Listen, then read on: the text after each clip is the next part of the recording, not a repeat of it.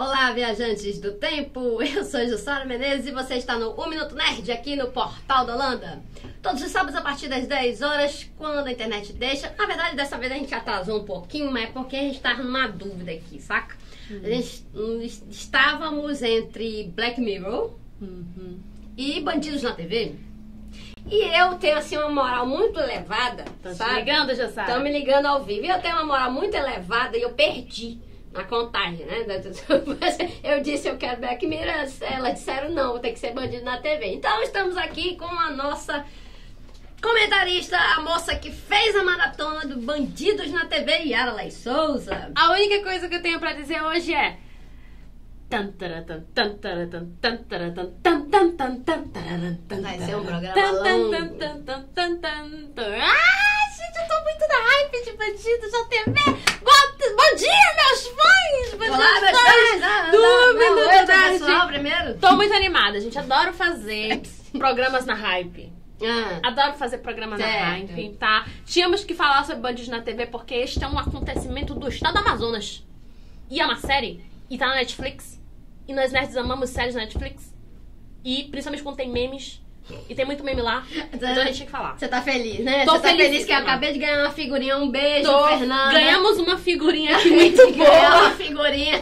Te cuida, galeroso. Te cuida, galeroso, com a foto do Wallace Souza. Então é isso, gente. Então, gente, mas aí, realmente, como a Yara falou, não tem jeito, né? É só o que a gente fala, tudo mais. Eu tentei argumentar, poxa, mas Black Mirror é nerdice e tal. E ela falou assim, não, mas nós somos jornalismo. Eu tive que calar a boca, né? Quer ser toda a moral que eu tenho nesse meu programa, né? Qualquer dia, enfim.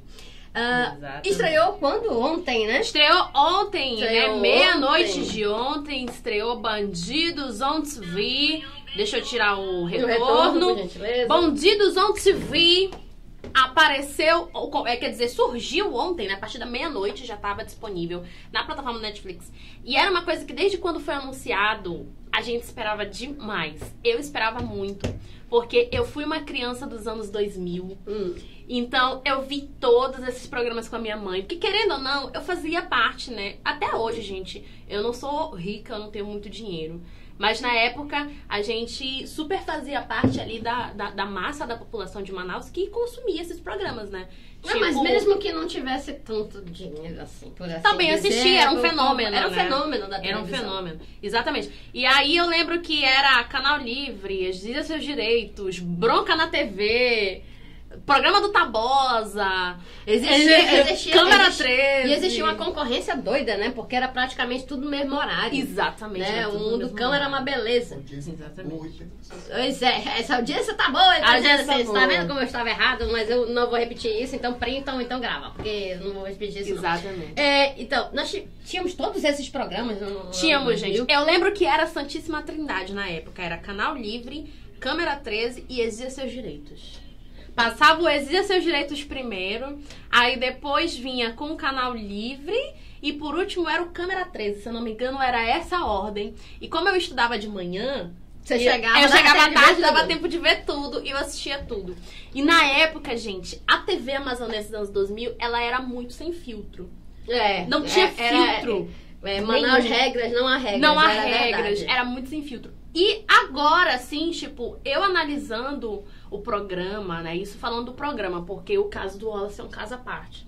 Mas falando sobre essa questão midiática, do apelo midiático, cara, o Canal Livre, ele era um programa, assim, que era feito nas coxas. E na série eles admitem que não tinha produção nenhuma. Entendeu? Era um programa, assim, que as coisas aconteciam, naturalmente aconteciam no programa. E, cara, eu acho que, assim, pra mim, tipo, você pode ter sua opinião, ok. Mas pra mim, na minha visão de ser humano, já como adulta, né, que assistiu como criança e era adulta, a maioria das coisas que apareciam era de muito mau gosto. No mínimo. De muito mau gosto. Porque, No tipo, mínimo, eu de lembro muito de mau caso gosto. de estupro no Canal Livre, eles pegavam a vítima e colocavam a vítima de costas. E a vítima passava o verdade. programa inteiro lá dizendo o fulano fez isso, o fulano fez aquilo, não sei o quê. E eu ficava horrorizada, porque eu era geralmente uma criança da minha idade. Eu tinha menos de 10 anos na época. Entendeu? E eu ficava horrorizada, e eu ficava com medo, sabe? E, cara, era muito louco. Nesse sentido, eu não gostava, Muito sinceramente. Eu nunca assistia porque passava por lá, etc. Eu também nunca fui muito de TV. Mas também serviu pra isso, né? E eu lembro assim que antes de começar, primeiro que foi uma hype desgraçada, né? Eu disse, meu Deus, vamos fazer a série, vamos fazer a série. Eu trabalhava na Assembleia Legislativa na época e já foi um rebuliço desgramado, porque eu disse, o que vocês estão fazendo aqui? Quem diabos são vocês que eu não conheço, nunca vi, conheço a imprensa toda. E aí haja depoimento e tudo, papapá. Foi uma confusão desgramada. Né? E a hype vai, a hype vem. Começam aquelas histórias de que o que vai entrar e o que não vai entrar. Teve muita coisa cortada, Jussara? Você que trabalhou na Assembleia? Teve. Nossa! Vou marcar o diretor desse programa aqui. Vou marcar o diretor da série, que ele me adicionou no Facebook. Vou marcar ele aqui. Olha, você tá chique, hein, minha filha? Tô chique. Eu pago mal você ele aqui pra explicar esse negócio. O que foi cortado? Mas eu acredito que o que foi cortado, realmente alguém comentou aqui, ó.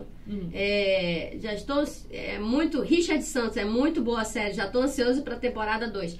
Eu acho que, sinceramente, que pelo que foi cortado, provavelmente vai ter uma temporada 2. Dá pra fazer uma segunda temporada, talvez com menos episódios, tipo uma espécie de spin-off, alguma coisa uns assim. 3 ou 4, porque já foi bem grande, são 7, cada um tem 40 minutos. Pois é, mas pelo menos até a parte que eu assisti, realmente tá faltando bastante coisa. Só que o que eu quero dizer é que quando saiu, começou as especulações do que vai sair, o que não vai ter na série, etc e tal, nós tivemos aquela briga famosa, né? Do Gil da Esfirra. Oh my God! Gente, muito obrigada, Netflix, por ter colocado a briga do Gil da Esfirra. Quando surgiu a possibilidade dessa briga não aparecer, um amazonense que é um ser assim, né, maravilhoso. Eu amo meu estado, eu amo essas pessoas, gente. Pegar, nossa, vamos fazer a petição, porque eu quero que a Netflix coloque a briga do Gil da Esfirra. a briga de lá. Exatamente. Foi feito, a Netflix parou o mundo, acrescentou a cena. Só porque você pediu. Você assistiu a cena?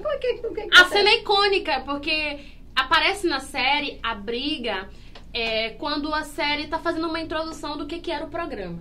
Então aparece um produtor dizendo que o Wallace se divertia com as coisas engraçadas que aconteciam ali, que tinha as coisas sérias, mas que também tinha uma espécie de alívio cômico, que eram todas essas coisas. E aparentemente, gente, o Gil da Esfirra, ele ficava bolado real, entendeu? Eu achava que era tipo armação que aparecia na TV, mas ele ficava com raiva mesmo, porque ele meio que não conseguia distinguir o que era brincadeira e o que era real. Então ele passou a levar pro lado pessoal com o rapaz que fazia lá, né, que manipulava o boneco. Então o que dá pra parecer é isso.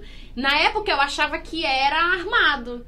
Mas a série dá pra parecer que não era, que o Gil ficava pistola real. Até porque era uma coisa meio sem roteiro, que nem a gente, né? Câmera 2, Paulo, por gentileza. Exatamente. Vamos dar um oi aqui pro pessoal. Vamos.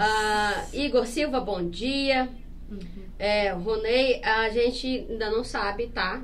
Vamos estar procurando, mas assim que a gente souber, a gente vai passar no Portal da Holanda. Ivone Ferreira, bom dia, amores, bom dia. Muito bom dia. Maria Lima Menezes, olá. Glaucinha. Glaucinha que me convenceu. Quem mais mandou bom dia aqui, ó? Ed Moraes, Aparecida Silva, Kátia Rodrigues e Eli Silva dando bom dia. Bom dia pra vocês. Tem umas pessoas aqui com outros comentários bem legais. O Richard Santos, muito boa série, já tô ansioso pra segunda temporada. Eu sinceramente, pelo menos pelos pedaços que assisti, eu vi que realmente faltou algumas coisas, então eu acho que rola, né? Terminei a série, ainda não sei se é ou não. Marcela Martins, acho que ela não sabe, ela tá na dúvida ainda. Ela tá... porque uma coisa interessante é que a série, ela mostra os dois lados, gente. Então, por exemplo, eu que não sabia o lado da família, eu tô balançada. Eu nunca tinha ficado balançada. Pra mim, o Wallace tinha feito todas aquelas coisas. Mas agora eu tô meio assim, tipo... Sabe? Será? Porque foi uma pesquisa muito bem feita pra fazer. Sim, foram pelo menos 3 anos. Muito bem feita. Então eu tô meio assim, entendeu? Meio assim, tipo, será? Será que é? Será que não é? Porque a série deixa em dúvida tudo. A série deixa em dúvida a investigação da polícia, a série deixa em dúvida as provas, a série deixa em dúvida o depoimento do Moa, a série deixa em dúvida a conduta do Wallace, a imagem do Wallace. Então, tipo, tudo fica em dúvida. Ele não vai pra um lado nem pro outro, ele expõe tudo o que era duvidoso e que muita gente não sabia, né? Tipo, porque a questão do jornalismo, tava até comentando com um amigo meu ontem, um abraço, Douglas, a questão do jornalismo é a seguinte, o jornalismo, ele tem um poder desgraçado, né? É um poder muito bom, quer dizer, é um poder muito bom não, é um poder muito grande. E com grandes poderes vem grandes responsabilidades, sim. Então, no dia que a imprensa se invoca, ela derruba o presidente. Se o dia que a imprensa se invoca, derruba ela fecha coisas, ela derruba o governador. Meu amor, a imprensa vai pra guerra. Vai estar lá no meio do tiroteio, ele está lá belíssimo, em pé, fazendo as coisas. Então, uma das coisas que aconteceram foi o sensacionalismo, mas foi um sensacionalismo consequente. Porque os programas, eles eram sensacionalistas. Eram muito. Eram demais. Era apelação. Era muito apelativo, muita apelação. Então, quando o jornalismo de verdade, porque não é isso, tá? Quando o jornalismo sério, por assim dizer, resolveu ir pra cima, ele já foi com um espírito de vingança. Ele já foi com sangue nos olhos. Ele já foi com sangue nos olhos para poder responder aquele negócio que, na opinião desses outros jornalistas de bem, não é isso. Tem a imprensa marrom, que a gente sabe, que é a chamada a mais sensacionalista, por assim dizer, e tem a outra que não é por esse lado, né? Que é um pouco mais imparcial. Esse pessoal mais imparcial não gostava do sensacionalismo. Então, quando conseguiram alcançar, também, né? Quando eles conseguiram pegar aquilo, eles fizeram exatamente eles viraram da imprensa imparcial para a imprensa sensacionalista para cima. Exatamente. Entendeu? Então, o que aconteceu? Todo mundo ficava, não, mas ele é bandido, não, mas ele é... Esqueceram de todas as coisas boas que ele fez no programa. Porque ele fez, sim, ele ajudou muita gente, sim, é inquestionável. Sim, que ele ajudava as pessoas, sim. Nem que fosse só naquele momento do programa, mas ajudava. Tinha muita gente que chegava com fome, e ele dava rancha, etc e tal. Isso aí é uma coisa que a gente não tira. Só que aí, todo mundo esqueceu, de repente todo mundo esqueceu. E só botaram ele como bandido, como o cara fake, o hipócrita, que não sei o que, anuncia morte porque vai atrás de bandido, não sei o que lá, mas ele é bandido também, papapá. Então, a série chega exatamente para equilibrar esse problema. Ela vem com a premissa, para mim, vem com a premissa, enquanto jornalismo, tá? Isso aqui não tem nada de nerdice, de que é quase que pagando essa dívida do jornalismo imparcial, que é o correto, que não tinha sido antes. Então, tem pessoas assim, olha assim, a Meli Paz, esse documentário mexe com a cabeça de qualquer um, perplexa, mas uma coisa eu fiquei pensando, se concentraram tanto nele, esqueceram do resto.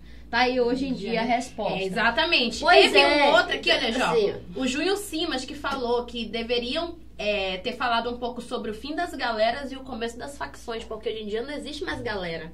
Agora as galeras, elas foram para as facções. A gente tem aí todas elas, que nós não vamos nomear, por motivos óbvios, mas existem todas essas facções. Eu acho que se tiver uma segunda temporada, eu concordo com a Jussara, vai entrar todas essas coisas que ficaram de fora. Entendeu? A presença do Adail ali foi pequena, porque o Adail, ele não no era documentário, exatamente ligado àquilo. Exatamente. Ele era uma pessoa que começou a ser investigada pelo Wallace, né? Segundo o que aparece no documentário. Aparentemente, ele ficou bem pistola e começou ali o trabalho para denegrir o Wallace. Vamos aqui, antes da gente encerrar, casos icônicos que aparecem no documentário. Câmera 1, Paulo. Casos icônicos. Peraí, não, Paulo. Nós temos o trailer. Tem o trailer? Então a gente comenta em cima do trailer. Então pronto. No trailer a gente mostra claramente a primeira imagem é dele, né? Falando lá, explicando o que ele faz, o que é o canal, etc. Exatamente. Ele está arrumadinho com de beca e tudo. Ele tava na Assembleia, né? Inclusive, não é...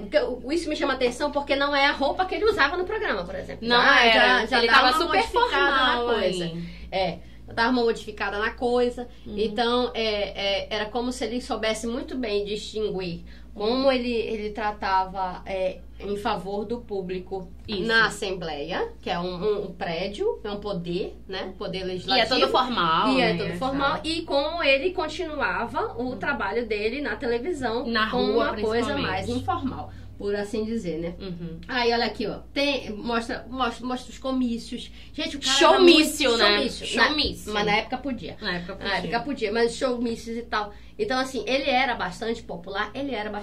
Isso foi uma coisa que trouxeram lá do São Paulo, salvo engano. O Omar Aziz foi o primeiro que começou esses salvo engano. Ele foi o primeiro que começou esses showmícios. Não, esses programas estilo Mundo Cão, que era para chamar a atenção e ajudar a população, até rimou, né? E isso, essa é uma maravilha. Isso até hoje a gente consegue eleger, né? Vamos combinar? A gente elegeu um governador, né, gente? O cara não presta, mas a gente elege, né? Então, esse tipo de coisa. E mostra aqui como ele passou de herói, que ele era realmente ovacionado. Ele era a salvação, né? A solução dos problemas de Manaus. Seus problemas acabaram. Wallace Souza tem um programa de TV. Entendeu? E mostra também a atuação dele na Assembleia. E eu tenho que dizer, a atuação dele na Assembleia não era ruim, não. Não era ruim. Não era mesmo. Era muito boa. Ele não era, meu Deus, o melhor deles lá, não. Mas ele era firme. Ele cobrava posicionamentos, quando né? tinha pautas, ele ia. Ele não se esquivava, tá? E depois, quando ele caiu doente, outra coisa. Mesma história da coisa da imprensa, né?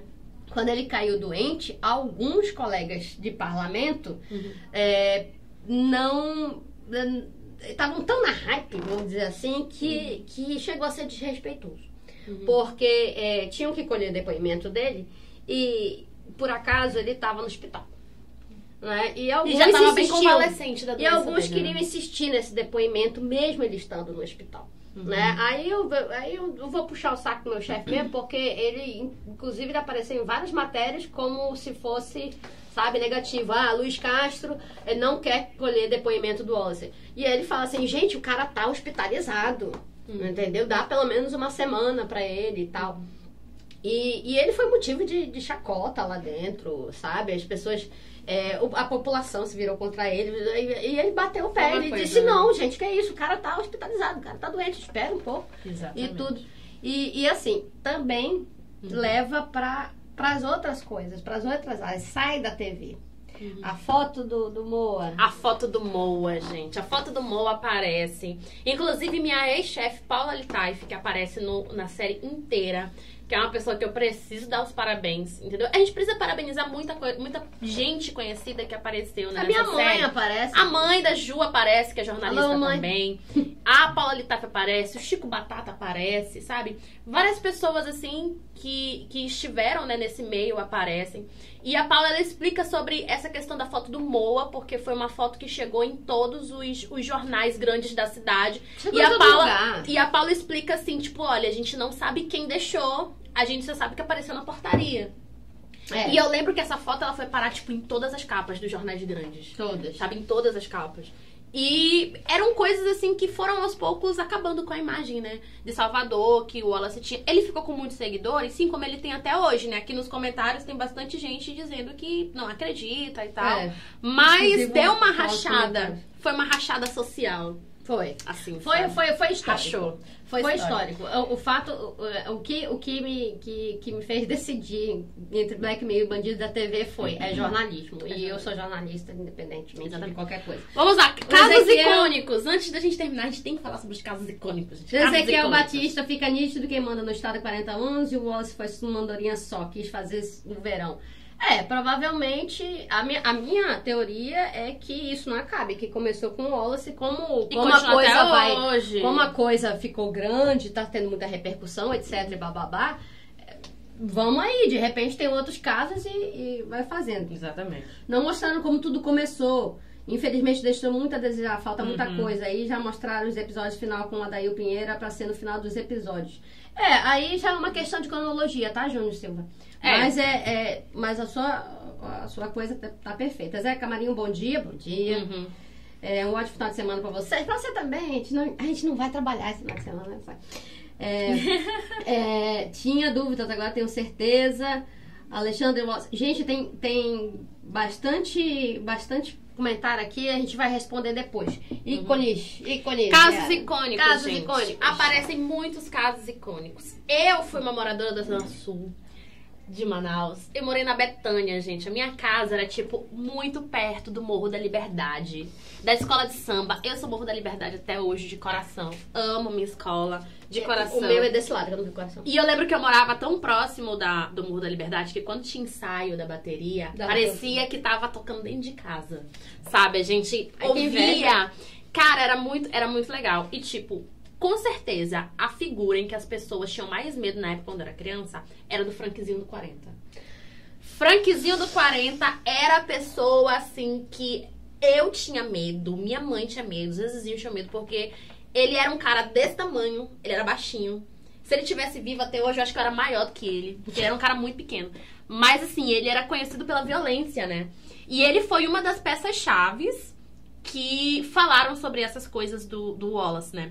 E ele aparece na série, aparece como que ele foi preso, aparece ele numa coletiva de imprensa dizendo, né, sem camisa e tal, dizendo que não tinha nada a ver com aquilo e tal, que ele não conhecia o Wallace, nem nada disso. Mas segundo a polícia, ele pagava R$1.500 por semana para o Wallace não falar sobre ele no programa. Tá barato, né? Tá barato, Se bem porque que naquela época era dinheiro. Mas, segundo a pesquisa que foi feita pra série, era uma coisa meio estranha, porque só de propaganda, o Wallace faturava R$110 mil por mês. Por aí. Só propaganda, porque era um programa de muita audiência, né?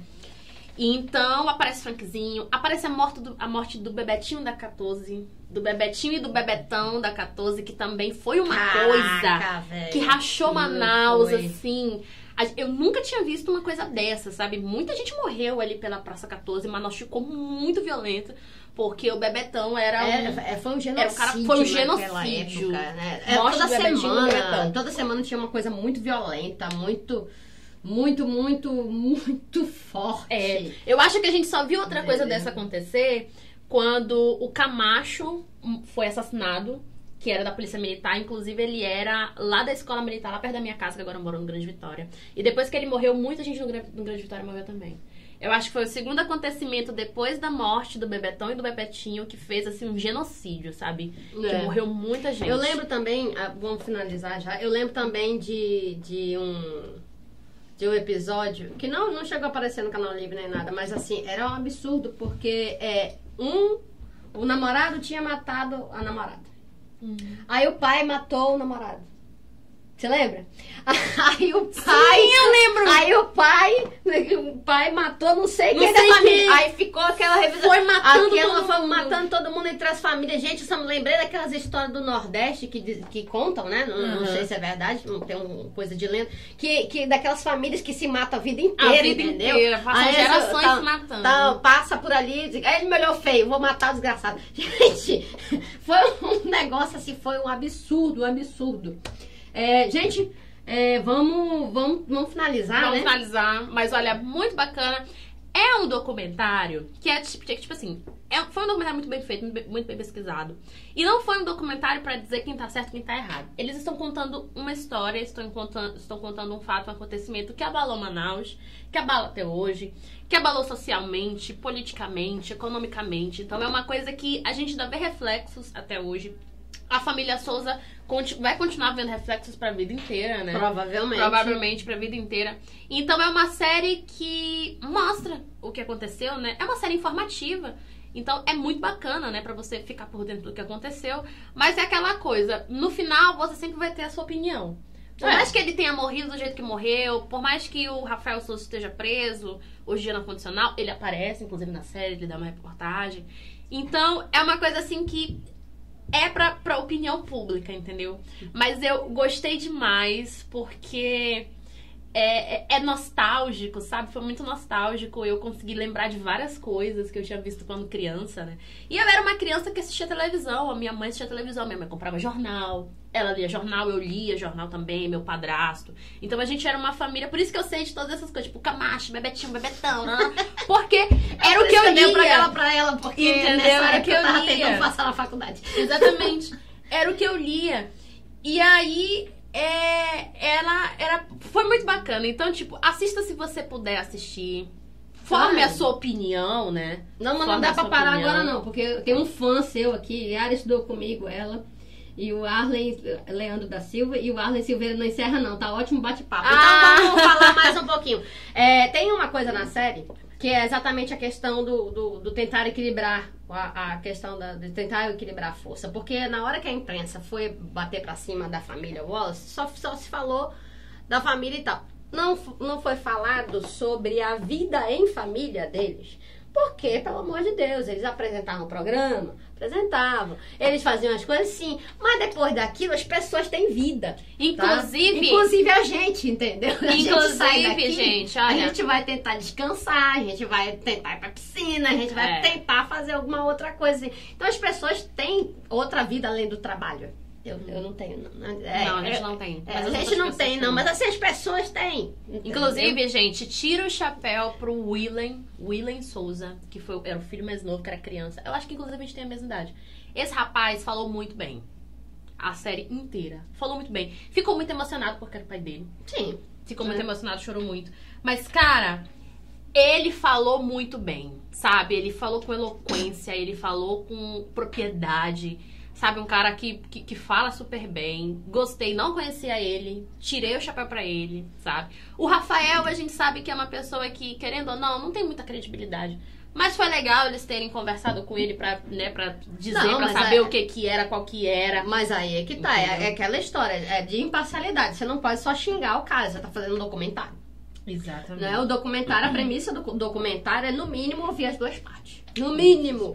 Né? Porque o documentário ele é basicamente uma investigação jornalística, né? Só que contada como se fosse um especial do Globo Repórter. Assim dizer, tipo isso. Né? Muita gente acha que era um filme, né? Até porque o Globo Repórter ele é um documentário, caso vocês não saibam, né? Pessoas têm no jornalismo essas coisas. Então você precisava ouvir. Só que foi interessante porque eu me lembro muito bem, por exemplo, quando o Wallace morreu.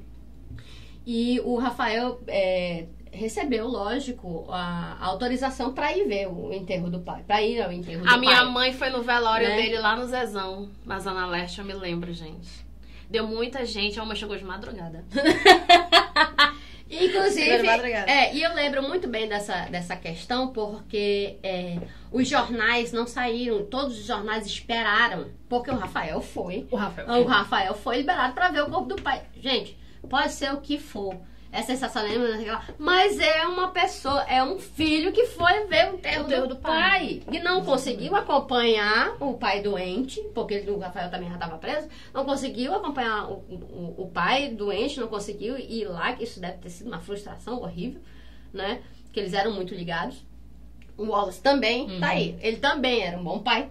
Eles eram muito ligados, né? Eles eram todos, a família eles eram muito, muito ligados, etc e tal. E eu lembro muito bem, porque foi uma chuva de fotos, e a imprensa em geral estava desesperada, todo mundo queria a melhor foto do Rafael. E aí teve uma hora que ele tava lá, e aí teve uma hora que ele não aguentou e ele deitou no caixão. E abraçou. Aí esta foi a foto que rodou o mundo. Aí eu fiquei pensando, eu disse, tá vendo? Tá vendo? O cara era... Podia ser, mas era um pai. Era da família, tinha um filho. O filho tava lá. A imprensa também se aproveitou muito da dor da família. Aproveitou muito. Não foi lá muito correto. Sabe do que eu me lembrei agora? Se você se lembra, coloca nos comentários. Eu me lembro que saiu um outdoor na rua, que ficou várias semanas, que tinha uma foto horrível do Wallace no hospital convalescente. Ele tava muito magro, super envelhecido, porque, tipo, ele não era uma pessoa velha. Não. Mas ele envelheceu, sabe? A doença, por ele conta da envelheceu muito doença. rápido. Ele envelheceu muito rápido. Você É. olhava assim e vai dizer, nossa, esse era o cara que a gente via na televisão correndo atrás do bandido, sabe? E tal. Todo vitalizado. E eu lembro que saiu esse outdoor e eu fiquei chocada, porque, tipo, esse outdoor saiu em Manaus toda. E era um outdoor, a mensagem, eu não lembro o que tava na mensagem, mas era tipo, estamos com você, era alguma coisa assim. E esse outdoor saiu em Manaus toda e tinha a foto dele horrível. Ele, convalescente, na cama do hospital, ele tava com uma barriga gigantesca. Sim, e ele tava muito magro. Era fígado, né? É. Era um entupimento da artéria de um das veias do fígado. E aí, cara, eu lembro que eu fiquei muito chocada. E ele morreu desse jeito, ele também tava com um estômago muito grande. Roseli Azumar. A pergunta que não quer calar. O que aconteceu com o Gil da Esfirra? Olha, gente, tem na internet, se você Cara. procurar, tem uma roupagem nova do Canal Livre, que eu acho que foi a última que foi pro ar, que o Galerito não é mais Um fantoche. não, ele não é mais um garotinho, porque ele era um fantoche garotinho. Uhum. Ele era um fantoche de um macaco. É. Eu acho que esse programa, sei lá, é 2011, 2012. Não sei. Por aí. Foi a última versão que foi pro ar. E eles convidaram o Gil da Esfirra pra voltar. Na época, gente, ele tava em São Paulo, morando em São Paulo, fazendo esfirra em São Paulo, ficando rico em São Paulo. E é engraçado, porque ele diz que ele não tem mais problema e tal, que ele não era mais assim. Inclusive, ele leva a esposa dele da época, né? Que era a nova esposa dele. Mas mesmo assim, o macaco Galerito enche o saco dele e ele destrói o cenário do macaco Galerito. Mas na época ele morava em São Paulo, ele vivia em São Paulo, que ele falou, não, eu tô vivendo em São Paulo Tipo, agora. ele veio só pra isso. Ele veio só pra fazer esse spin-off pra quebrar o cenário do Galerito, que agora era um macaco. Mas hoje em dia eu não sei. Ele sumiu. Cara, as esfirras eram muito boas. Ele tinha Era gostoso. A primeira banquinha dele ficava na frente do estadual na época que eu estudava do Eu comi numa banquinha que o nome era Gil da Esfirra e ele tava lá e era lá no centro. Pois é, lá na Praça Leodário Balbi, né? Antiga Praça da Polícia. Eu estudava no estadual. Eu passava a semana inteira economizando. Pra comer uma Eu esfirra do Gil passava da a semana Esfirra. inteira economizando no meu lanche pra poder comer aquela esfirra. Não que fosse uma esfirra cara, porque não era. Porque o meu lanche era muito barato mesmo e eu queria aquela esfirra. Era até muito barato. gostoso. Era uma delícia. E ele era muito simpático. Super simpático. Sabe? Muito, muito simpática, maravilhoso. Cecil Costa. E aí, seu Cecil? Espero que tenha gostado do evento na semana passada. Ele foi lá. Olha, gente, Quem não foi, perdeu. Só ano que vem agora. só ano que vem. 3 mil vezes obrigado, tá? Deu Para entre todos. 3 e 3.500. A gente tá. Parece que deu 3.300. Enfim, deu 3 mil pessoas. A gente agradece muito. Foi um evento de educação, foi uma aposta muito grande. Aí essa doida aqui falou assim, bora. Aí o Guilherme Lestar, meu amigo, falou, bora. Empire Dioramas também. Turenco Bessa, o Judson Dantas, que estava assistindo aqui também com a gente. Então a gente juntou um monte de doido e fez umas coisas muito bacanas. Cecil Costa, é justo o homem do sapato azul querer indenização na Netflix? Olha, o Homem do Sapato Azul é o Wanderlei Modesto, né? Que, enfim, o Wanderlei Modesto também era uma outra figura icônica lá do Canal Livre.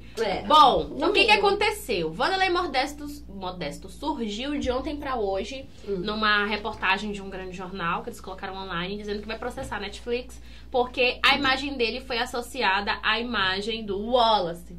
Como pessoa ruim, blá, blá, blá. Isso foi o que ele falou na reportagem que eu li hoje de manhã, né? Na entrevista que ele deu pro jornal. O que aconteceu foi o seguinte, pra você que não assistiu a série. Aparentemente, o pessoal da produção da série tentou conversar com o Wanderlei Modesto, assim como eles tentaram conversar com todo mundo que fazia parte do programa. Eles, inclusive, conversaram com o Lerron Santiago. Ah, o Lerron. Lerron aparece Lerron. falando um pouco Lerron. lá. Oh, meu Deus. E aí, ele não quis conversar, mas tem um caso específico do Canal Livre, que foi um dos primeiros casos de morte associada à gangue do Wallace, que era o caso do posto. O caso do posto era um rapaz chamado Henrique, que ele estava em um posto de combustível e parou um carro, esse carro deu 4 tiros nele e ele ficou agonizando no chão por 1 hora antes de morrer. Meu Deus.